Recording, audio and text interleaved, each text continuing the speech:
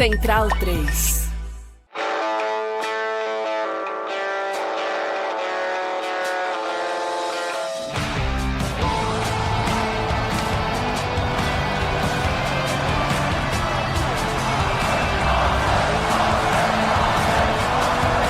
Fala pessoal, sejam muito bem-vindos a mais uma edição do podcast Meio Campo, edição de número 249, que a gente grava nesta quinta-feira, logo depois das semifinais da Copa do Mundo. Tem só mais um jogo, tem dois na verdade, mas a gente meio que ignora o outro, né?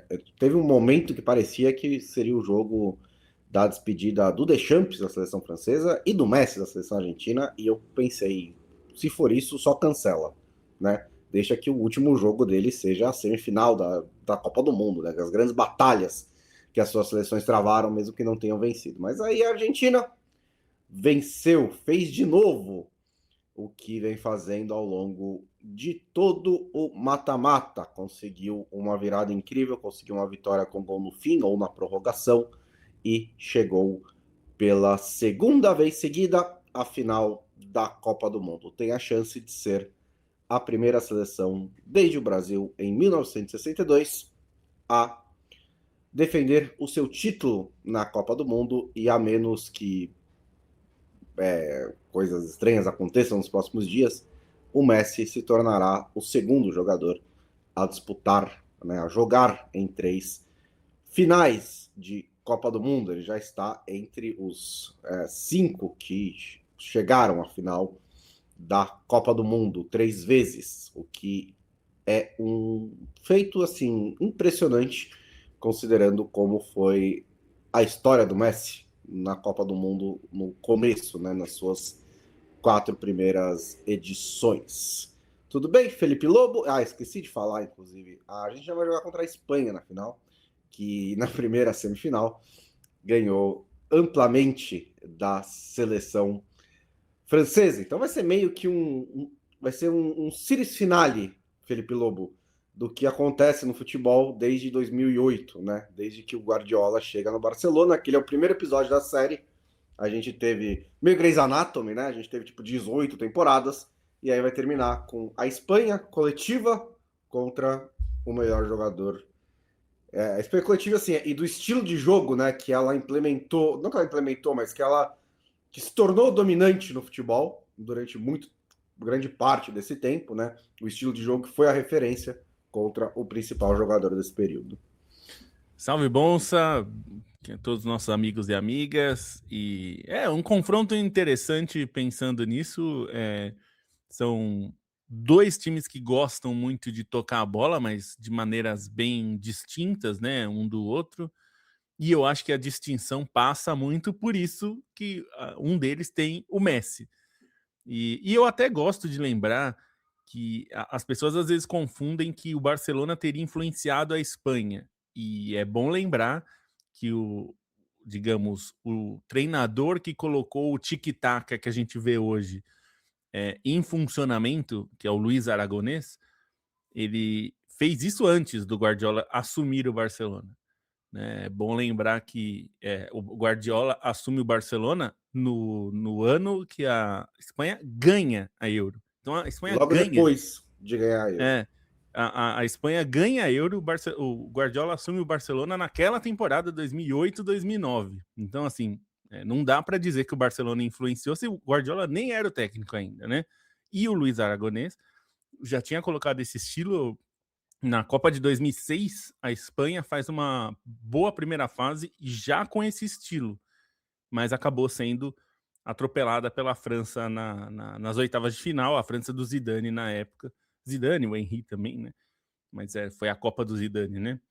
E então, assim, esse estilo já existia. E o Guardiola, já muito tempo atrás, ele já estava no Manchester City, mas foi há alguns anos. Quando ele foi perguntado sobre tic-tac, ele rechaçou. Ele falou que o time dele não é tic-tac, nunca foi. Ele fala que e até uma crítica que ele faz ao tic-tac, porque ele fala: eu instruo que os jogadores têm que tocar a bola com propósito, com um intuito. Eu não acho que os caras da Espanha toquem a bola sem intuito. É que são intuitos diferentes, né? Eu acho que quando ele está dizendo isso, quando você olha o Barcelona do Guardiola, e depois os outros também, mas principalmente o Barcelona, que era o mais marcante nesse estilo, ele era muito vertical nesse sentido. Era um time que atacava e chutava muito no gol. Então, assim, ele mantinha muito a posse de bola, mas não era uma posse de bola que não agredia, né? É um pouco diferente da Espanha, e eu acho que tem a ver com o Messi, né? Quando você tem um cara como o Messi, é muito difícil você não agredir o adversário, né? Porque o Messi é um jogador de atacar muito o adversário. Ele não toca a bola de maneira sem objetivo, né? Sem querer ir para o gol, né? Todo passe dele é para tentar abrir a defesa, né? Então acho que tem esses aspectos. Eu acho que essa diferença nunca foi tão marcante quanto esses dois times agora na final, porque a Espanha não tenta fazer só isso, não tenta só tocar a bola de forma exagerada e sem sentido. É claro que eles querem fazer os gols e chegar lá, mas o método disso é diferente da Argentina, que o tipo de posse de bola que eles têm é um tipo de posse de bola que para privilegiar alguém como o Messi para te agredir. Então, eu acho que tem uma raiz aí que tem alguma similaridade, mas eles são essencialmente bem diferentes, né, Bonsa? Então, são variações do mesmo princípio, né? O princípio é o controle do jogo por meio da posse de bola. E a partir dele você pode adotar uma postura mais defensiva, como foi a Espanha de 2010, por exemplo, que era um time bastante defensivo com posse de bola, ou você ser mais agressivo, como foram quase todos os times do Guardiola, né? Que usava a posse de bola como um jeito de também se defender, mas de controlar os movimentos do jogo, né? Tornar menos aleatória a busca pelo gol, né? Então, em parte, o jogo posicional também é isso, é você, tipo, independente do seu adversário, você se posiciona e você tem os seus mecanismos e os seus roteiros para tentar criar os espaços e fazer os gols. Então, são meio... acho que a sua... a sua história tá certa, né? Assim, o Guardiola e o Aragonês, basicamente, o Aragonês na Espanha, ganhando a Euro, e o Guardiola mais ou menos na mesma época, né? E acho que até as duas coisas avançam mais parecidas, mas elas vão se distanciando, né? Elas vão ser mais parecidas porque, basicamente, o Guardiola e aquela seleção espanhola tinham a mesma base de meio campo, né? Então, lógico, com ou sem o Messi faz bastante diferença, mas você tem o Xavi e o Iniesta, você vai acabar jogando de maneira similar, pelo menos. Mas Depois o Busquets, que talvez seja depois o Busquets também, o principal exatamente. símbolo, como é o Rodri agora, né?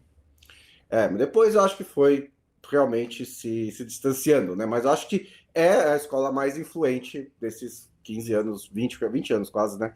Sem nenhuma dúvida. Vou começar falando dos jogos, então, começando por ontem em Atlanta, onde a Argentina venceu a Inglaterra por 2-1, uma virada, com gols depois dos 40 minutos do segundo tempo. A partida, como se imaginava, começou nervosa, começou pegada. O árbitro não brilhou no primeiro tempo, né? Assim, deixou o pau comer, não foi exatamente criterioso nas suas decisões e o jogo ficou mais pegado do que qualquer outra coisa, né? Basicamente não teve chances de gol no primeiro tempo. Eu acho até que em termos de postura, a Inglaterra começou bem, teve um bom primeiro quarto, a Argentina chegou um pouquinho melhor no segundo. Mas o jogo realmente vira e começa quando a Inglaterra pega a Argentina numa transição. O Gordon completa o cruzamento do Morgan Rogers e a Inglaterra faz 1-0. Aquele era o plano. O plano da Inglaterra sempre tinha que ser esse: pegar a Argentina em transição. E eles tentaram, certo? Eles tentaram, até ali eles tentaram. Teve os lançamentos para as pontas o tempo inteiro, sempre que recuperava a bola. O próprio gol sai de um lançamento. O Kane estava jogando muito recuado nesses primeiros 55 minutos. Ele que dá o lançamento para a bola que acaba sobrando para o Rice, que abre para o Rodgers. Então, a Inglaterra estava executando o seu plano muito bem até ali. E aí parou de executar, né? Só parou de executar. Não executou mais. Aos 60 minutos, com 30 pela frente, mais todos os acréscimos, que acabaram sendo 9. Então, aí, por cerca de 40 minutos, a Inglaterra se fechou dentro da sua área, como se não tivesse assistido a Copa do Mundo, né? Como se não tivesse visto o que a Argentina conseguiu nessas situações. É uma Inglaterra que estava, sim, demonstrando a tendência de fazer isso quando está em vantagem, né? É que contra o México foi circunstancial, havia justificativa para isso, estava com um a menos, fora de casa, né? Altitude, e conseguiu se segurar muito bem. Contra a Noruega, menos, né? Teve alguns momentos ali de apuros, com o placar empatado, que não. Ok. Nesse jogo foi só inexplicável a postura da Inglaterra. Mas a Argentina aproveitou isso. E acho que melhor começar pelos méritos da Argentina, porque eles foram, assim, gigantescos, né? Continuar fazendo isso, fazer uma vez, fazer duas, e até durante a transmissão na Casa TV, houve muitas observações da Argentina cansada, né? Que os jogadores pareciam cansados ali no segundo tempo. E eu acredito que eles estejam, porque eles não são jogadores de alta resistência, né? Tirando um ou outro ali, os que jogam no Atlético de Madrid, por exemplo. Mas a maioria não é de jogadores super físicos, de resistência e tal. E eles passaram por, né, duas prorrogações, um jogo nervosíssimo contra o Egito. E lógico, a Inglaterra também teve suas dificuldades, mas a Inglaterra é um time mais físico. E assim, mesmo contra o Egito, né? Porque também a gente fala, jogou duas. A prorrogação vira mais sinal de cansaço, mas quando você tem que procurar o resultado até o fim, você também está se cansando mais do que um time que fez 3-0 e ficou lá, né? Tocando bola, tipo, esperando, não tendo que forçar. A Argentina teve que quase todos os minutos desses jogos correr atrás do resultado. Isso é muito cansativo. E conseguiu mais uma vez. Acho que existe sim um fator, né, da Argentina ter avançado de uma maneira que encurralou a Inglaterra. A gente vai falar mais sobre isso depois. Acho que eu achei interessante ver o Scaloni manejando o elenco, né? Teve um momento até que ele joga pro desespero de quem criticou o Carlo Ancelotti, ele passa ali uns 5, 6 minutos só com 2 meias, né? Quando ele entra com o Nico Gonzalez, aí ele faz um 4-2-4 para abrir a Inglaterra. Aí depois ele volta com Aí ele volta com o De Paul depois, né? Acho que é isso. Ele tira o Paredes, depois ele volta com o De Paul e aí volta para um 4-3-3. Mas ele achei interessante a maneira como ele manejou. E é claro que grande parte do que a Argentina conseguiu passa pelo Messi, né? Que até não foi assim a apresentação brilhante, não vai ser o jogo das assistências de Deus, mas ele de novo encontrou o lugar, né? De novo encontrou onde poderia influenciar e influenciou do jeito que ele pode nesse momento, né? E acho que a Copa do Messi tem sido muito isso, né? O que em cada jogo é o máximo que ele consegue contribuir. Na primeira fase foram gols e no mata-mata tem sido mais catalisar essa pressão da Argentina nos minutos finais, nos últimos passes, nos lances em que a Argentina precisa. Então ele dá o passe para o Enzo, que inclusive, não sei se você chegou a ver a análise tática, que o Anderson tá no Enzo, né?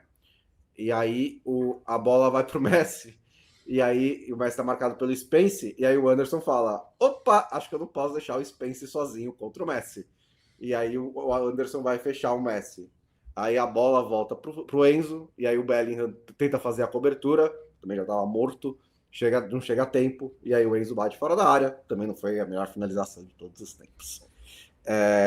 Mas o Messi conseguiu nisso e depois na outra assistência para o Lautaro Martinez, que também acho um grande personagem essa vitória da Argentina, porque ele era um caso muito estranho, né? Em toda essa caminhada desde o Catar, né? Em que ele é um dos melhores centroavantes do mundo, né? Vestido essa camisa, essa bela camisa que o Felipe Lobo aí tá usando, mas na seleção argentina, em Copas do Mundo, ele parecia um fantasma, né? Que basicamente não contribuía, né? Até às vezes perdia gol e tudo mais. Ele já tinha dado uma assistência contra a Suíça, né? Para o último gol. Não, contra o Egito. Ele deu assistência para o Egito, né? Para o gol da vitória contra o Egito. E agora fez o gol decisivo da vitória sobre a Inglaterra. Ele tinha feito contra a Jordânia de pênalti, né? Para tirar a zica. Depois fez um gol. Fez um gol contra a Suíça, que foi o gol do 3-1, né? Então é um gol que tem menos peso, né? Não foi o gol do Julián Álvares, que é o gol que dá a vantagem. Meio do Julián Álvares, meio do Flaco Lopes, né? Vamos dar os méritos. Pois é. Não, mas assim, eu quero destacar primeiro uma coisa que os ingleses não, né? Uma parte pequena até. Acho que as análises boas e sérias não reclamaram disso. Mas teve eu acho que foi do Telegraph. Foi o Telegraph. Que citou as táticas os sujas, 31, né?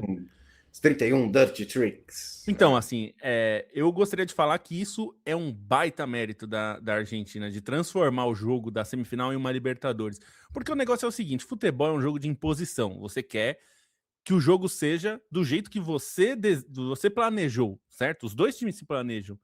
E os dois times querem que os jogos aconteçam de acordo com o que você planejou, para exacerbar as suas qualidades. E eu acho que a Argentina sabia que uma das qualidades que a Inglaterra tem e eles não têm é fisicalidade. É um time mais físico, mais forte, que corre mais. Dito isso, o que a Argentina fez no primeiro tempo? Transformou o jogo numa batalha. Numa batalha que não tem velocidade, que o jogo parava toda hora. E aqui, assim, não eu não gosto muito da narrativa que muita gente fica falando de que a Argentina não toma cartão e tal. Eu até acho que o árbitro foi mal e eu acho que a função do árbitro não é exatamente controlar o jogo. A função do árbitro é marcar as faltas, dar os cartões necessários, né? Que ele não deu os cartões, né? Assim, então, eu acho que ele tinha que ter dado mais cartões, porque teve faltas para cartão, dos argentinos, inclusive. Mas eu acho que tem uma questão estratégica do jogo que era a Argentina não deixou que a Inglaterra ficasse correndo com a bola, que me parecia uma estratégia até meio clara que a Inglaterra tentaria fazer. E não deixou o jogo correr. O jogo não correu. Primeiro tempo, eu fazendo o texto ontem para a newsletter, as chances de gol foram 0,05 e 0,03. Quer dizer, nada, né? Os melhores momentos, você vai ver no melhores momentos que a Casa TV publicou, tem um chute do Enzo, eu acho, de fora da área, só. Tipo, um chute que, assim, num jogo normal, não é nem melhores momentos, assim, que não passou nem perto. Não teve jogo. E eu acho que faz parte do processo de desgaste que a Argentina faz com os adversários. Não em todos os casos, claro, mas eu achei que essa estratégia era assim, a gente vai enfrentar um time... Isso foi um reconhecimento da Argentina, que a Inglaterra é um time forte hoje. Forte nos dois sentidos, forte tecnicamente, mas forte fisicamente também. Então, você vai para os embates. No embate individual, tipo, de divididas, isso a Argentina consegue fazer. O problema era se a Inglaterra ficasse conectando o Gordon nas costas da defesa toda hora. Isso seria um problema. Como você falou, qual é a maior falha da Argentina? Transição defensiva. Então não vamos deixar ter transição. Não vai ter transição. E não é só parar a jogada com falta, porque isso é óbvio que todo time faz, todo time bom, né? Mas eles não estavam deixando nem ter transição, né? As coisas assim, o jogo não estava fluindo. E eles estavam fazendo uma coisa que eu acho interessante, que era uma coisa que em alguns times acontece, meio um formigueiro, né? Assim, os ingleses meio que ficavam cercados por três muito rapidamente, assim. Claro que você consegue, eventualmente, se você consegue sair dessa pressão aí, você consegue abrir o jogo. Só que isso não é muito fácil de fazer, né? Porque a Argentina faz isso só em setores específicos do gramado. Então, assim, é basicamente entre intermediárias, né? Eles não fazem pressão lá em cima, nem tem físico para isso. Mas, assim, se você for passar pelo meio, eu vou te mastigar. E eles mastigam. E mastigam o jogo. E aí, no segundo tempo, as coisas já mudaram, porque você vê no primeiro lance do segundo tempo é o Julian Álvares partindo em velocidade para pegar a defesa da Inglaterra e exigir ali uma primeira defesa. Então o jogo já estava diferente. E eu acho que com tudo isso, a Argentina tentou fazer esse jogo, conseguiu, e no segundo tempo, na hora que tentou sair um pouquinho, a Inglaterra foi melhor. A Inglaterra estava melhor. Quando faz o gol, a Inglaterra era melhor no jogo. A Argentina não tinha achado o pé do jogo ainda. O Messi não estava conseguindo conectar ali direito com o ataque, o Julian Álvares estava tendo que recuar muito. Não tinha um Só um jogo detalhe, muito tradicional para a Argentina fazer, né? acho que a Inglaterra era melhor, mas também não era assim, Não era um atropelando a banho. Argentina. Não. Porque também teve gente, a Inglaterra tá jogando de maneira brilhante, aí ele foi lá e Não. não, tava um pouco melhor, achou o gol, mas não era assim um show da Inglaterra. A Argentina não estava confortável. Acho que o ponto é esse. A Argentina não estava confortável e a Inglaterra conseguia causar algum perigo, eventualmente causar algum perigo. Não estava um jogo desequilibrado. E aqui eu vou fazer uma comparação que eu vi, eu nem vi quem fez primeiro, mas eu vi várias pessoas fazendo e eu concordo que assim, curiosamente, talvez os dois técnicos mais badalados, os melhores talvez, mas pelo menos os mais badalados, que eram o Tuchel e o Ancelotti, mexeram mal no time e comprometeram, assim, de forma grave a própria seleção, né?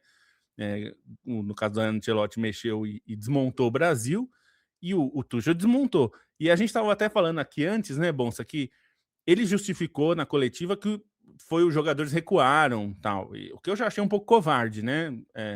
Eu nunca gosto quando o técnico... Isso daí é uma coisa que o técnico, se ele acha, se isso que aconteceu, tem dois problemas. Primeiro, ele não tem controle nenhum do grupo, isso é muito ruim.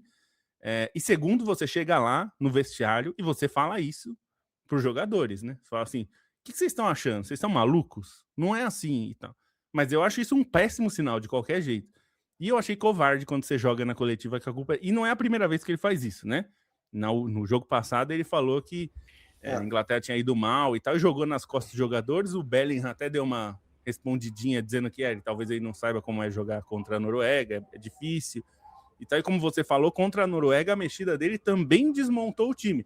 Não o suficiente para as coisas degringolarem, mas desmontou e o time ficou perdido, né? Até ele recuperar o Bellingham para a posição certa. Assim. Então, me parece muita falta de autocrítica dele, não entender que a mudança dele, mesmo que não fosse a intenção, mesmo que ele falasse, olha, eu quero, que foi o que ele falou, eu quis reforçar o sistema, porque o time já tinha recuado, né? Mas aí você, assim, você tem que instruir os caras lá, falar, ó, quando recuperar a bola, acione o Bellingham e eu quero todo mundo indo atrás dele para dar opção. Ele não pode ficar sozinho. Né? E sabe o que a gente via era isso, né, Bonsa? O Bellingham correndo contra 3. Não tem o que fazer ali. E sabe o que mata esse argumento? A pausa para hidratação. Porque, assim, ele teve a pausa, 3 minutos, para falar o que vocês estão fazendo? Por quê? Sabe? Vocês estão loucos? Vocês estão loucos? Vocês vão ficar assim mesmo o tempo por 40 minutos? E ele não falou, né? Porque, sim, eu entendo. Ou falou, eles não ouviram, o que não faz a menor diferença. Porque eu entendo esse ponto, que os jogadores cansaram, estavam fazendo uma pressão muito alta no primeiro tempo, e fizeram gol, e aí sentiram um pouco, assim, nossa, a gente tá na frente, a gente vai chegar na final, vamos proteger aqui essa defesa, que foi algo que ele falou também, né, que os jogadores da Argentina jogaram como se não tivessem nada a perder, e os da Inglaterra jogaram como se tivessem muito a perder, o que é um componente psicológico que certamente entrou em campo. Mas o papel do técnico não é seguir o que os seus jogadores estão fazendo, né? O papel se ele não concorda. Se ele concorda, perfeito. Mas se ele não concorda, se ele fala, tipo, não, eu quero que meu time volte a... Sim, beleza, não precisa voltar a fazer aquela pressão, mas eu preciso ter saídas. Eu não posso passar 40 minutos sendo sufocado pelo Messi. Então, eu preciso ter alguma coisa, né? Então, ele primeiro poderia usar a pausa de hidratação para falar para os caras isso e falar, gente, a gente não pode jogar assim, né? E se ele tem controle sobre o elenco, e se ele tem um dos papéis do treinador, os jogadores vão reagir, né? Se ele souber quais são os botões para apertar, os jogadores vão reagir. E segundo, se além de não fazer isso, ou de não ter conseguido fazer isso, você ainda reforça aquela postura em todas as suas substituições, aí sim, você tá fazendo. Não tem como tirar a responsabilidade do Tuchel. Ele tá dentro disso tudo. E eu acho até as substituições me deixaram tão assustado, porque tava óbvio que a Argentina ia fazer o primeiro gol, né? Pelo menos, né? Ela ia empatar o jogo. E aí eu tava olhando para o time da Inglaterra e falei, tá, e quando a Argentina empatar o jogo, como é que você pretende ir E para buscar o segundo? prorrogação, digamos. Exatamente, ir para Se prorrogação. conseguisse Então, levar para prorrogação, o que você vai fazer na prorrogação? ele até depois colocou o Saka e o Rashford, meio que. Mas, assim, já foi no fim do jogo, né? Mas eu tava olhando e falando, assim, cara, ele tá basicamente apostando tudo que a Inglaterra vai resistir até o fim. Porque se a Argentina faz o gol, a Inglaterra não tem outro plano, né? Não tem. Teve, jogar com o Dunbar de centroavante. Foi esse o plano. Então, eu não consigo isentar o Tuchel de responsabilidade disso. Eu acho até que ele tem uma muito grande, né? É lógico. Por outro lado, também foi só uma clássica derrota inglesa, em um momento de pressão que os ingleses morreram. Eu acho isso chato, mas eu também sei que esse time não costumava fazer isso. Essa geração não se acostumou a fazer isso. Não Eles foi pior chegaram que em as, duas. as do Southgate, Bonsa? Eu fiquei com essa Foi, sensação, assim. eu Eu achei fiquei que com a sensação que terminou pior. assim, terminou pior que 22, com certeza, porque 22 a Inglaterra é eliminada jogando melhor do que a França em muitos momentos, né? Com a chance de eliminar a França. 18 foi minha primeira, então foi meio nervosa, assim, mas foi diferente, foi mais controlada, né? A de 2018. Teve pênaltis contra a Colômbia, era uma chance grande, né? Quando você pega a Croácia na semifinal de passar, tipo, entre a Croácia e a Argentina. Mas eu acho que o principal é que não foi melhor. E a contrapartida para contratar o Tuchel, para você trocar a estabilidade do Southgate, que era meio chata, mas ele tinha. Ele acalmava o ambiente, controlava completamente o ambiente da seleção inglesa. Não ia ter rusgas com o Bellingham, não ia ter todas essas coisas com o Southgate. Ele sabia controlar esse ambiente. A contrapartida para ter o Tuchel era elevar o teto da Inglaterra. E eu não achei que elevou. Eu achei que foi um E time não ser diferente defensivo, né, Bonsa? Qual era a e também reclamação não do ser Southgate? defensivo, exatamente. Era ser um time mais ofensivo, um time que tirasse mais ofensivamente. E os melhores momentos, digamos assim, da Inglaterra foram se defendendo, né? Assim, ou não exatamente se defendendo, mas em transição e se segurando no México, no Azteca contra o México, e agora tentando segurar contra a Argentina e não conseguindo, né? Então, assim, eu acho que foi diferente, foi mais caótico, então talvez tenha sido mais divertido, né? Mas eu não acho que foi melhor o desempenho da Inglaterra nessa Copa do Mundo. Mas só para completar aquele ponto, assim, tipo, sim, foi uma decisão clássica, uma derrota clássica inglesa. Mas esse time tinha dado o benefício da dúvida. Fez o bastante para construir o benefício da dúvida de que não é a mesma coisa. Eles chegaram em 2 finais de Euro, eles chegaram da semifinal da Copa do Mundo, eles ganharam disputa de pênaltis, né? Eles sobreviveram ao Azteca, né? É que é complicado porque a Copa do Mundo a última impressão é a que fica, né? Então, se você entra agora mesmo no L'Equipe, a Copa do Mundo da França foi uma merda, né? Então, assim, é complicado mesmo. Mas eles sobreviveram ao Azteca, aquilo ali foi um negócio muito grande. Então, sim, de certa maneira, foi uma clássica derrota inglesa, mas eu não acho que esses jogadores estavam fadados a isso.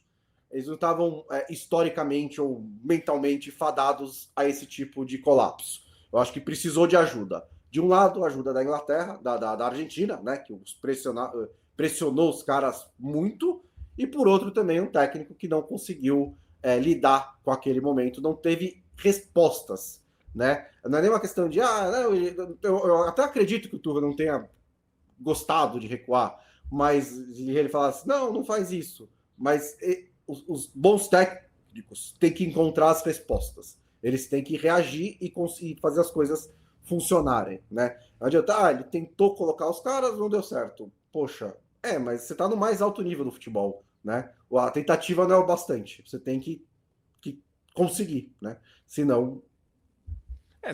O técnico precisa ter uma capacidade de mobilização dos seus jogadores, né? Se você não tem capacidade de mobilizar os seus jogadores, meio que a sua função, né, você não está exercendo bem.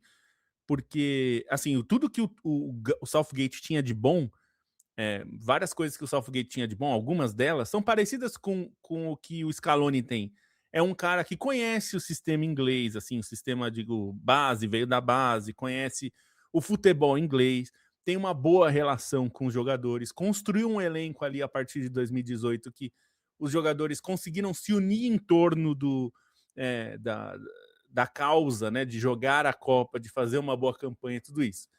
O Tuchel, a gente sabe que não é um treinador de fazer isso. Ele não é um treinador de unificar ambiente. Ele nunca foi. E foi uma opção que acho que a Inglaterra fez consciente. Eu não vou ter o treinador mais agregador do mundo, mas eu vou ter um treinador que é criativo, ele sempre foi criativo, e que joga o seu time para ser ousado, né? Ele põe o seu time para jogar, às vezes gritando e tudo mais. Então, isso que me deixa mais incomodado, porque ele não só não conseguiu fazer isso, como ele responsabilizou os jogadores por isso. E eu não lembro agora qual jogador que falou, acho que foi o Fábregas, mas eu não lembro. Mas eu vou só usar o conceito, que ele falou, quando você vê seu time recuando, e você quer que o time mude de postura, além do grito, da instrução, quando você faz uma alteração, a alteração comunica para o jogador. Então, quando o Scaloni eram 64 minutos, estava 1-0 para a Inglaterra, ele tira o Leandro Paredes e coloca o Nico Gonzalez, o que ele está falando para o time? Ele não precisa falar isso, porque ele treina isso. Mas o jogador sabe. O que o McAllister pensou na hora? Eu preciso ficar atento agora sem a bola, porque não tenho mais a proteção do Paredes. O que o Enzo pensa? Eu vou ter que cobrir mais espaço, porque não vai ter o Paredes. O que o Messi pensa? Eu não posso tomar uma decisão muito arriscada se eu não tiver um caminho claro para a bola, porque se a gente perder a bola aqui, a nossa transição vai sofrer. Mas os caras sabem, assim, significa que nós vamos para cima e a gente tem que calcular o risco, mas a gente vai para cima. Se eu tô tirando Paredes para colocar um ponta, a gente tá indo para cima. E aí você sabe como o Tuchel respondeu? Tirou um ponta para colocar um zagueiro. Exatamente. E aí, imediatamente, o Scaloni respondeu também, tirando Empilhou, um ponta, né? para colocar mais um meia. Então, foi meio que não sei se foi exatamente um depois do outro, mas foi meio que um xadrez assim também. Eu tenho certeza que o Scaloni estava com isso na manga, porque a gente, como você falou ontem, a gente estava conversando. Se você assistiu os jogos da Inglaterra, da Argentina, você sabe que a Argentina perdendo, o que ele vai fazer? Além de colocar o Molina no lugar, o Montiel no lugar do Molina, que ele faz sempre. Ele vai meter os atacantes no lugar de zagueiro, de volante, de lateral. Ele fez isso todos os jogos. Ele empilhou o jogador lá na frente. E esses caras da frente, o Lautaro, o Julian Álvares, o Messi, ele sabe que eles vão ter que correr mais. Eles vão ter que correr mais. Sem a bola vai ter que correr que nem um maluco, porque se a transição encaixar do adversário, a gente tá ferrado. Então eles sabem disso. Só que quando você comunica isso pro time, colocando... como você falou, o time tava ali. Você colocou o Nico Gonzalez. Aí o Tuchel colocou o Konsa no lugar do Gordon. Quer dizer, já matou o seu único jogador rápido, né? Porque o Morgan Rodgers não é rápido, né? Não é exatamente um velocista, embora ele seja muito bom. Aí ele colocou o Montiel no lugar do Molina, o Scaloni, colocou o Depay no lugar do Simeone, porque na hora que você tirou o Simeone, assim, eu não preciso mais de ponta veloz. Eu vou ficar lá em cima. Eu não preciso mais da velocidade que o Simeone me entrega e da entrega defensiva, porque agora a gente vai estar lá em cima. Eu preciso de alguém que controle o jogo. Quem controla? O Depay controla. Então ele põe o Depay. Aí ele põe o Otamendi no lugar do Martinez, do Lúcio, porque do Lisandro, quer dizer, para bola alta. O Otamendi é um monstro de bola alta.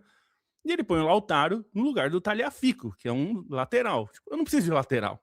Nós temos que jogar para frente. Isso aqui comunicou para o time argentino o seguinte: a gente vai dominar a posse de bola. Nós vamos segurar esses caras dentro da defesa deles. E quando o seu técnico as alterações que ele faz são todas defensivas, que aí em seguida ele põe o Dan Burn no lugar do Reece James, que se machucou, que era a chance dele tentar fazer alguma coisa diferente, ele não fez, e ele põe o Nico Riley no lugar do Declan Rice, e aí, de novo, eu até falei isso para você na hora, lá, ontem, depois, né? Se o Rice tá cansado, você fala, não quero saber, meu amigo, essa é semifinal de Copa, você vai correr até a última gota, você vai sair de campo quando você não aguentar andar. O Messi tem 39 anos, ele tá aguentando o bicho. Ah, mas ele tava doente. Eu entendo, mas assim, não é o momento de falar, putz, ele tá 85%. Sabe, no Futebol Manager, você tá ali no final. Você coloca. Mas eu preciso de alguém 100%. Não, você não precisa, você precisa de... Até porque você não... E isso é culpa dele também. Ele não tem um jogador para colocar no lugar do Declan Rice. Ele não tem um jogador. Quem que ele vai colocar? Você falou, ele levou o Mainu para quê? Não levou então, para colocar. A culpa dele é aí, porque não jogou, né? Assim, não é culpa dele que o Henderson escorregou. Acho que o Henderson poderia ter ajudado, até porque ele é o líder do elenco, ele é um dos maiores líderes do elenco, né? Ele era alguém que poderia entrar e falar, seus, vamos, né? Tentar atacar gritar, um pouco né? mais. Pedir para sair. Gritar e tal. Exatamente. Ele tem essa característica, acho que ele poderia ter ajudado nesse sentido, mas ele não podia jogar por causa de uma infelicidade, né? Eu chamei ele de burro outro dia, mas assim, foi um pouquinho burro, mas é uma infelicidade também, né? Mas ele, tipo, pulou uma placa e caiu. Acontece. Mas acho que ele fez só. E eu acho assim, acho que às vezes a gente mistura um pouco o resultadismo com tipo, mas se tivesse dado certo, você estaria elogiando. Se tivesse dado certo, merecia ser elogiado. Não deu. Assim, a gente não pode também tirar completamente das decisões dos treinadores o fator de ter funcionado ou não, né? Porque senão a gente começa se a gente só vai elogiar e criticar intenções, então é meio que não tem competitividade aí, é meio que a gente tá fazendo uma gincana, né? Não, ele tentou fazer uma coisa. Se ele conseguiu, brilhante, deu certo. Ele não conseguiu, deu errado, né? Não precisa crucificar ninguém, mas isso tem que ser um fator, né? Não, e assim, de avaliação das decisões, porque senão... Não, e tem um ponto, né, Bonsa, que assim, eu acho que a grande diferença é que as pessoas comparando com o México, eu acho incomparável. Não só porque o México não tem o Messi, né, é óbvio, isso não precisa falar, mas assim, quantas chances o México teve? Quantas chances assim você fala, bola na trave do McAllister ontem? Teve 2. Não teve isso. O México ficou rondando e jogando a bola na área e a Inglaterra aparecia a cada lance, a Inglaterra ganhava confiança, porque assim, não vai dar, caras. Não vai dar para vocês. Não vai dar, nós vamos tirar todas. A sensação da Inglaterra ontem não era essa. A sensação era o que você falou. Quando vai sair o gol? Porque ia tomar o gol. Tava muito claro que ia tomar o gol. Exato. Né? Assim, teve cabeçada do Nico logo que ele entrou em campo, cabeçada que o Pickford teve que defender na queima-roupa. Aí teve bola na trave do McAllister. Aí ele chutou na trave de novo. Né? O lance do gol, inclusive, sai de uma bola na trave do McAllister que o rebote, o Spence tenta tirar e o Messi pega e dá pro Enzo faz o gol. Tava na cara que não tava funcionando. Então, assim, a diferença pro México é essa. Contra o México estava funcionando. Podia ter tomado um gol de uma bola maluca? Claro que pode. Mas a gente tem que saber analisar se as coisas tá funcionando. Se a ideia era defender, defendeu mal. O Lautaro fez o gol no meio de 2 zagueiros, gente. Não dá para dizer que funcionou. Sim, ele tem 1,70. Não, tem isso também. Ele nem é um cara grande. E ele subiu na pequena área. O McAllister, de uma cabeçada. Ele tem mais ou menos o meu tamanho. Ele tem tipo uns 3 centímetros a mais do que eu. Ele teve uma cabeçada também na trave. Eu acho que esse é um ponto também, né? Porque muita gente... A gente falou sobre isso quando o Paraguai defendeu contra a França, né? O Paraguai fez a retranca contra a França. E aí, tipo, mas é só se defender. Tipo, não é fácil, né? Se defender como o Paraguai se defendeu contra a França, que foi basicamente como a Inglaterra tentou se defender contra a Argentina. E não conseguiu, porque o Paraguai conseguiu. Não conseguiu. O Paraguai se defendeu muito melhor contra a França do que a Inglaterra contra a Argentina. Até, sim, em parte também é porque o Paraguai se preparou para aquilo a semana inteira e aqui foi uma circunstância, não estava treinado, né? Mas não é só se mais um motivo para não fazer, né? Inclusive. Exatamente. Não é só você se fechar dentro da área. né? Enfim, essa é a lição. E só para ressaltar de novo, o que o Messi fez, de novo, a gente falou do Egito, você falou no seu texto lá na nossa newsletter, se você não assina, newsletter.meiocampo.net, a gente tem feito texto de todos os jogos da Copa. O Messi saiu do meio para ir para a ponta para arranjar um espaço que ele não encontrava no jogo, resolveu o jogo ali. Ele fez isso de novo, e dessa vez você não pode ser surpreendido por isso. Se você está assistindo aos jogos, eu imagino que eles assistam, você não pode ser surpreendido por isso. E ele fez uma vez, duas, os 2 gols saem do Messi na ponta direita, um de um escanteio curto, que ele toca no De Paul, o De Paul devolve para ele devolve, né? Enfim, na verdade o primeiro gol sai de um rebote, né? Mas enfim, teve lances ali que ele tentou do mesmo jeito. E o segundo gol, ele uma ponta direita e faz jogada de fundo. E eu achei até engraçado que na marcação eles marcam a perna esquerda do Messi, né? Bloqueando o cruzamento. Ele puxa para a direita e cruza com a direita. Então, assim, ele fez jogada de ponta. Teve muito mérito da Argentina de acreditar que vai fazer o gol. Estava muito claro que eles estavam acreditando. Sim. De sufocar, de não deixar a Inglaterra ficar tranquila em nenhum momento. Como a gente falou, nos pouquíssimas vezes que o Kane ou o Bellingham pegavam a bola em algum rebote, uma afastada da Argentina, parecia um formigueiro, assim, os caras cercavam. O Bellingham teve uma bola que ele até dribla um, aí dribla outro, aí ele tenta passar por um na velocidade, tá cansado, tem 3 argentinos em cima, ele não tem o que fazer, ele não é mágico, ninguém consegue fazer isso, nem o Messi consegue fazer jogando assim, não funciona assim. O Kane também, tem uma hora que ele pegou a bola, ele gira para um lado, aí gira para o outro. Sim. Não tem para onde ir, assim. Então, a Argentina tem muito mérito disso. O nosso que a gente está criticando o Tuchel é que ele, vendo isso, ele não arranjou uma solução. E o trabalho dele é arranjar a solução. O Scaloni arranjou uma solução. Não estava funcionando, o jogo não estava encaixando, ele pôs ali os jogadores para fazer um abafa danado. Os jogadores se esforçaram sem a bola para não deixar a Inglaterra ter o seu momento, e o Lautaro faz o gol mais importante da vida dele, eu tenho certeza. Vendo quase todos os gols do Lautaro, eu estava assistindo na Inter. Sim. E eu acho que não tem um gol tão importante dele na vida, porque Copa do Mundo é mais importante que tudo, e ele fez o gol no momento mais importante que a Argentina mais precisou. Então acho que isso tira um peso para ele. Eu acho que ele vai para essa final levíssimo, provavelmente ele vai ficar no banco, mas eu acho que a gente vai ver um Lautaro entrando em campo em algum momento do jogo leve, como uma pluma, porque ele fez o gol mais importante da vida dele pela Argentina. Porque eu tenho certeza que ao longo de toda essa caminhada, tava todo mundo falando para ele, não, Lautaro, você é muito importante, você contribui, você... sabe? E ele já tá pensando, não, eu não estou fazendo isso. Eu não estou jogando bem nunca quando eu entro. Você sabe, né? O jogador sabe. Se ele tá, o jogador sabe. Ainda mais ele, né? Então, ainda mais ele. Eu tenho certeza que os companheiros foram super educados ao longo de tudo isso. Ninguém botou a mão na cara dele e falou, você pode, por favor, acertar um chute. Mas ele finalmente conseguiu, né, dar essa contribuição decisiva. E não é a Copa do Mundo do Lautaro, mas não é a primeira vez também. Então é legal também que ele tenha tido uma Copa do Mundo um pouquinho melhor. Ele foi artilheiro da Copa América, é bom lembrar. E fez o gol do título da Copa América também, né? Exatamente. Assim, não é era um gol importante, mas Copa do Mundo é outra coisa. Copa do Mundo é outra coisa. Vamos passar para outra semifinal rapidinho. A França esbarrou na Espanha. É engraçado porque a Espanha era minha favorita pré-torneio, né? E durante o torneio eu mudei para a França, porque a França estava simplesmente jogando muito melhor que a Espanha. Aí a Espanha pega a França e joga muito melhor do que a França. Faz parte, né? Assim que funciona a dinâmica das competições. A França, acho que fez uma grande Copa do Mundo.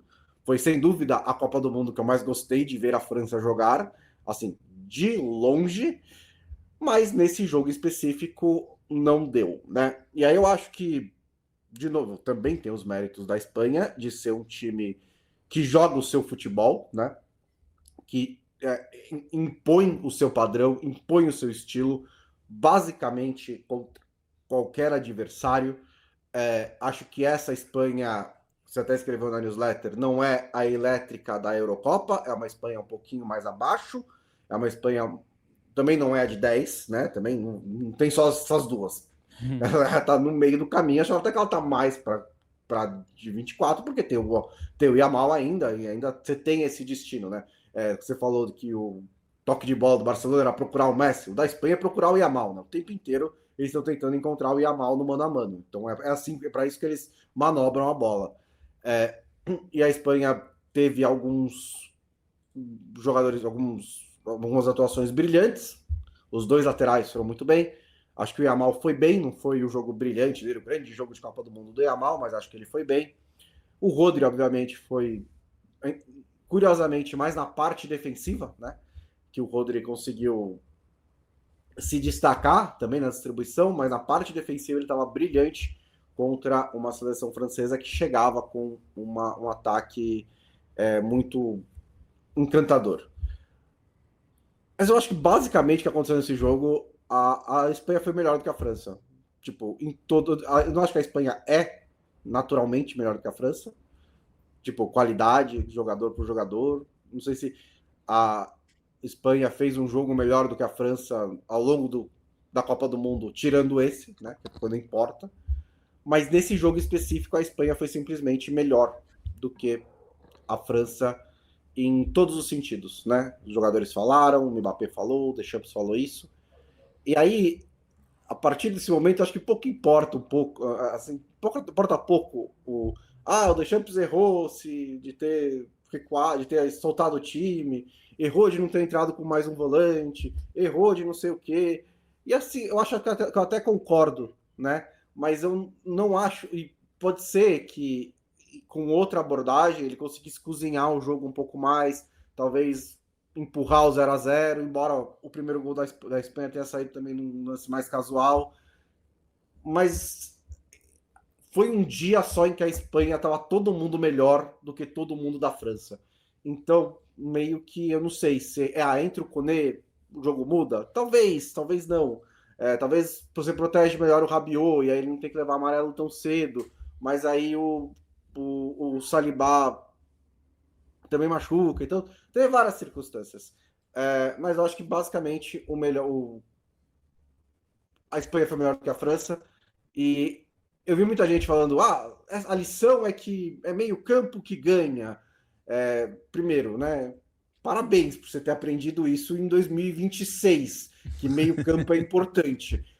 Ótima, porque todo mundo sabe disso. Não é uma grande revelação a importância do meio campo. Mas eu acho que a lição de verdade não é essa. É lógico que é importante ter meio campo. É que mesmo se você tem os melhores jogadores, como a França tem nesse momento, ainda é extremamente difícil ganhar a Copa do Mundo. Ainda é, tipo, muito difícil ganhar a Copa do Mundo. Não é automático, não é fácil. Você ter ganhado uma é um grande feito do Deschamps, né? Não é só o então, por exemplo, levando para o Brasil, não é só você voltar a produzir os melhores jogadores do mundo e aí a gente vai ganhar a Copa. Tipo, lógico, melhora as chances. Mas mesmo se você os tiver, como a França tem nesse momento, você está sujeito a um dia ruim e você perde para uma seleção melhor. Pela terceira vez seguida, inclusive. Então, esse jogo é um quebra-cabeça interessante, porque muita gente tentou várias estratégias contra a França ao longo da Copa. O Paraguai foi a mais radical delas, defensivamente. O que a Espanha fez foi algo que é muito difícil de você sair da armadilha que a Espanha te propõe, né? Para qualquer time. Então, basicamente, ela falou: bom, o ataque da França é muito forte. E se eu não deixar a bola chegar no ataque? E não deixou porque controlou o meio-campo.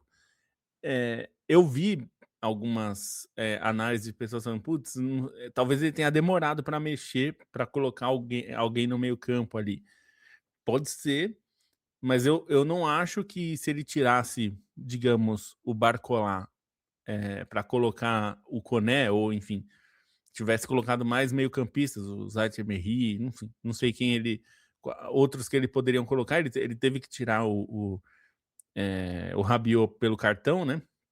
E eu não sei se isso resolveria a questão, porque o time da França não é montado para controlar a partir do meio-campo.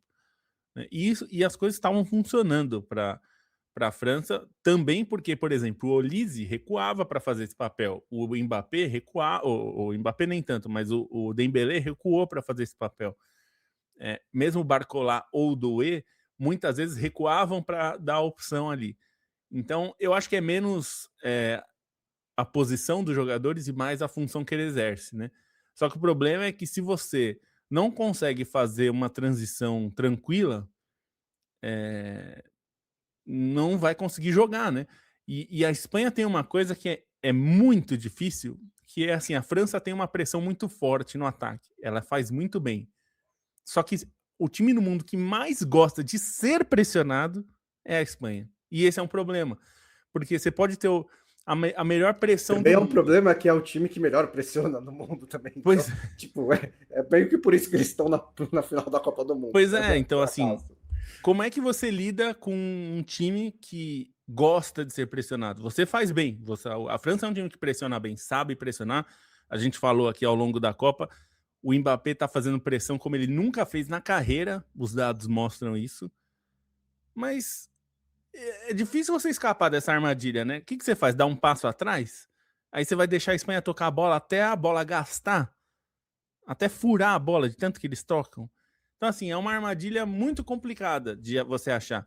O que me parece uma estratégia que eu imagino que a Argentina vai fazer é transformar o jogo, assim como foi contra a Inglaterra, por motivos diferentes, num jogo de Libertadores.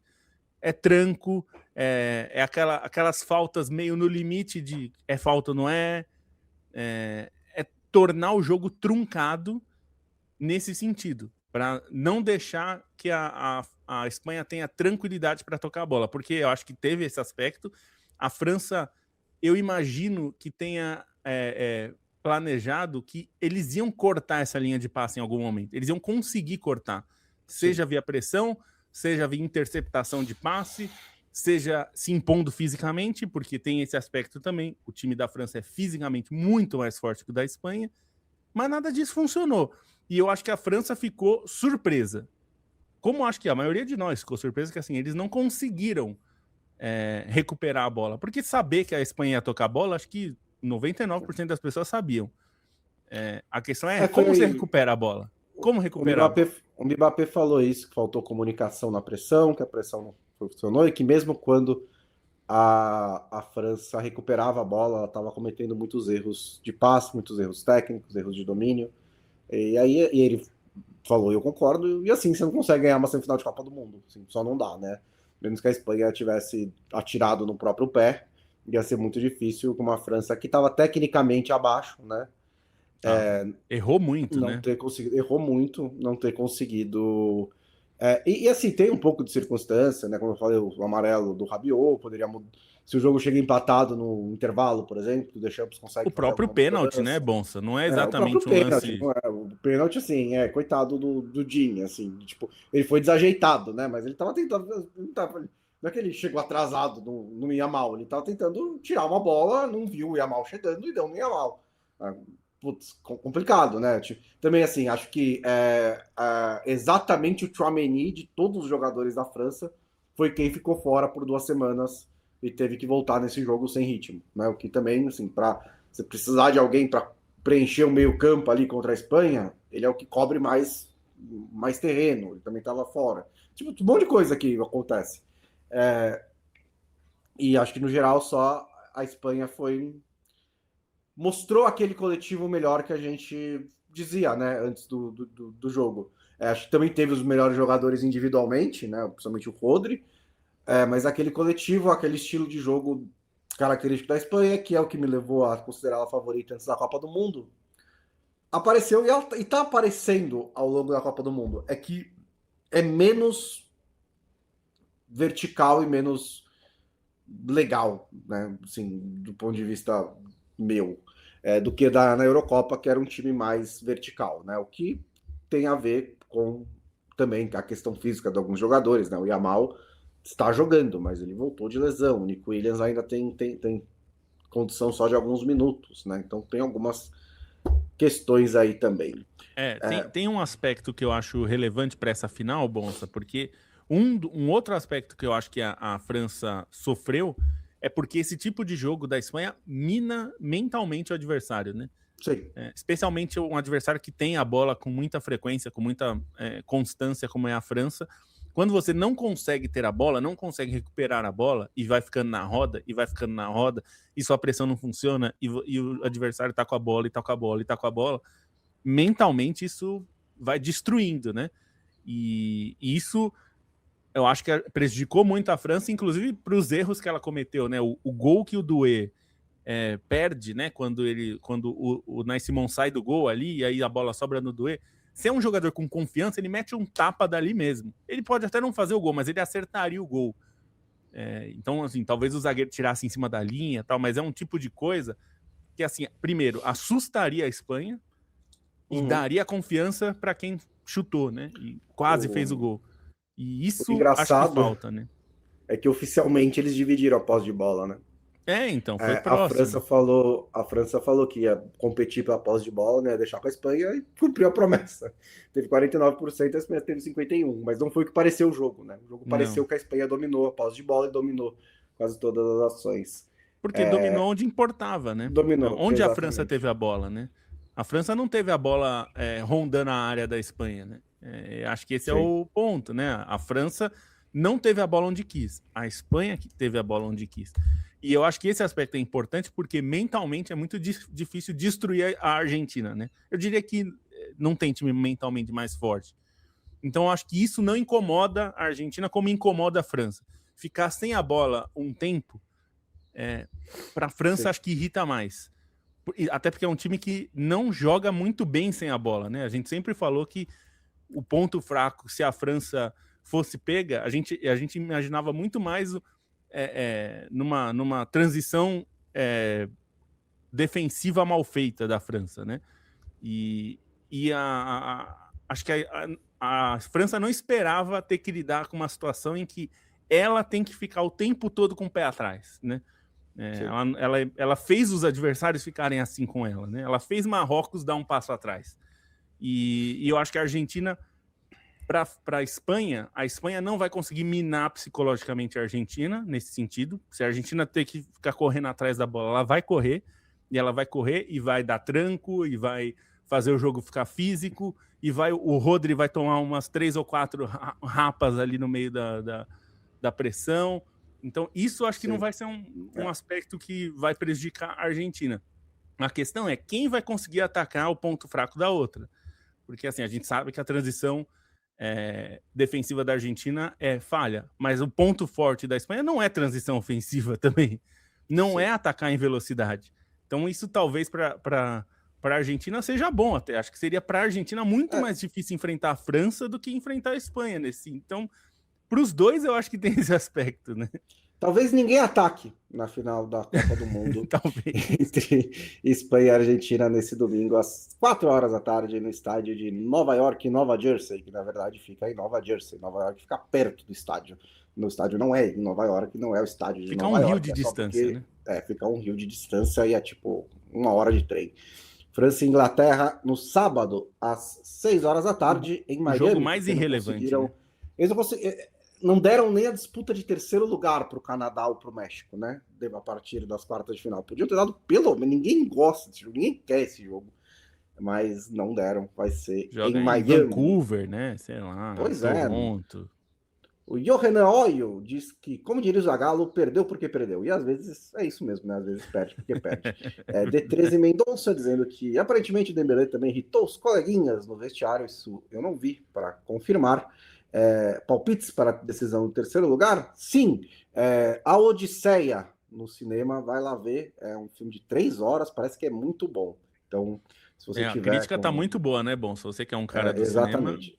Então, esse é meu palpite para a decisão de terceiro lugar. Vai lá ver, vai no cinema, vai ver alguma outra coisa, sei lá. Menos que você realmente goste de amistoso. O Vinícius Par perguntando se podemos matar o 4-2-4. E, gente, 4-2-4 é um 4-2-3-1, tá? Depende da função do seu segundo atacante. A França não joga no 4-2-4, ela joga no 4-2-3-1. Tem muitos times que jogam no 4-2-3-1. 4-2-3-1 é um estilo, é uma formação que antigamente dominante. Chamavam de 4-5-1, lembra? Chamavam de 4-5-1, exatamente. Assim, você pode jogar no 4-2-3-1 com um meio atacante que seja mais atacante e virar um 4-2-4. Você pode jogar com um que é mais meia e que é mais parecido com o 4-3-3. Mas tudo, os dois funcionam. Teve time que jogou bem com os dois. O próprio Dani Olmo, na Espanha, não é exatamente um meia central. Ele é muito mais meia atacante, ele é muito mais atacante do que ele é volante. Né? E ele é o terceiro homem por ali várias vezes, da mesma maneira que ele é no Barcelona, por exemplo. Né? Ele e o Olise não são terrivelmente diferentes em características e em funções. Não são mesmo. Deixa o 4-2-3-1 em paz. O Léo Santos dizendo aqui que a Inglaterra passa a sensação de que estava jogando para perder do mesmo jeito, estava na cara que a Argentina ia arrumar um jeito, estava realmente meio na cara que a Argentina ia arrumar um jeito. O Thiago Pires dizendo que só era o Parque de Bus, né? A Inglaterra realmente Parque de Bus, mas o ônibus estava com os vidros quebrados, com o pneu furado e tudo mais, então não deu certo. O Cauê Nunes não gostou da entrada do Simeone, né? Que a gente nem falou tanto, mas o Simeone entrou como ponta, né? Depois de tanto que se falou que a Argentina não usa pontas, ele entrou como ponta nesse jogo. Acho que ele entrou para fazer pela esquerda. Eu acho que ele entrou por causa do O'Reilly, e aí o O'Reilly não jogou. Eu acho que ele entrou porque o O'Reilly cai muito pro meio, né? Então eu tô imaginando que o Simeone o Simeone foi colocado para explorar esse lado que defensivamente seria mais frágil da Inglaterra, porque o O'Reilly ajuda na construção, mas ele não é um defensor primoroso. E aí o O'Reilly não jogou o Spence, que fez a partida melhor da Inglaterra de longe. Então, sim, meio que tornou a entrada do Simeone inútil, mas eu também acho que ele ajudou para correr. Ele era o cara de correr. Fazer o time correr era o Simeone. E os outros não têm essa característica, né? Croácia fez mais do que a Inglaterra nos últimos 30 anos, que é objetivamente correto, né? Chegou numa final de Copa do Mundo, a Inglaterra não chegou. Estou esperando a reportagem. Para quem os catalães vão torcer? Olha, Messi, informações... Né? Assim, não tem nenhuma dúvida assim, em relação a isso. Olha, pior que tem informações... Se quiser que dar muita informação, gente... mas... Tem amigo que mora lá falando que muita gente tá torcendo para a Espanha, viu? Apesar do... Tem um aspecto aí, a Espanha tem metade do time do Barcelona, né? É verdade. Uma das coisas que se fala lá é que eles torcem muito pros jogadores do Barcelona, né? Pros caras do Barcelona. Sim. E como metade do time... E o principal jogador do Barcelona hoje tá na Espanha, né? É o Yamal. O Messi é um ídolo histórico, vai ser sempre, é tratado como Deus em Barcelona. Verdade. Essa discussão do melhor de todos os tempos já acabou faz uns 10 anos, né? Lá em Barcelona. Mas o Barcelona hoje é a Espanha, né? É o Dani Olmo, é o Yamal, é o Pedri, que foi pro banco, o Gavi. Enfim, você tem um número de... O único jogador do Real Madrid é um jogador que foi contratado durante a Copa, né? Então, acho que tem esse aspecto, né? Se fosse um time muito Real Madrid, a torcida do Barcelona não ia torcer muito. A gente volta na segunda-feira para falar sobre o bicampeonato da Espanha ou o tetracampeonato da Argentina. Quem diria, né, que a Argentina poderia encostar assim? Não encostou ainda, né? Mas tá com a chance de conquistar o quarto. Sorte que teve o Sampaoli e o Maradona, né? Sorte que teve o Sampaoli e o Maradona. Domingo, 4 horas da tarde, lá no outro lado do Rio, em Nova York. Se você quiser ou puder e quiser contribuir para o meio-campo, nós temos um clube de membros aqui no nosso canal de YouTube, que tem lá planos e benefícios. Caso você se interesse, um desses benefícios é receber a nossa newsletter, que enviamos de maneira exclusiva para os nossos assinantes às terças-feiras, em tempos de paz, para os quais nós vamos voltar a partir da próxima semana, né? Durante a Copa do Mundo, nós enviamos todos os dias de jogos, então teve newsletter hoje, né, sobre os jogos de ontem, teve newsletter na quarta sobre os jogos de terça, e a gente mandou newsletter durante basicamente 31 dias consecutivos, até ter o primeiro dia sem jogo nessa Copa do Mundo. Então você pode assinar lá pelo Substack do Meio Campo ou pelo nosso canal de membros. E se você não puder ou não quiser contribuir financeiramente, você pode só espalhar a palavra, compartilhar, sabe, mexer aí no assistir algoritmo. Aqui, né? Assiste exatamente. Aqui, assiste E se você Spotify, não quiser ouvir a gente falar também, só dá play e põe no mudo também, isso já ajuda também. Já é ótimo. Minha mãe faz isso, por exemplo. Exatamente. Muito obrigado. A gente volta na segunda-feira para discutir o campeão do mundo. Valeu.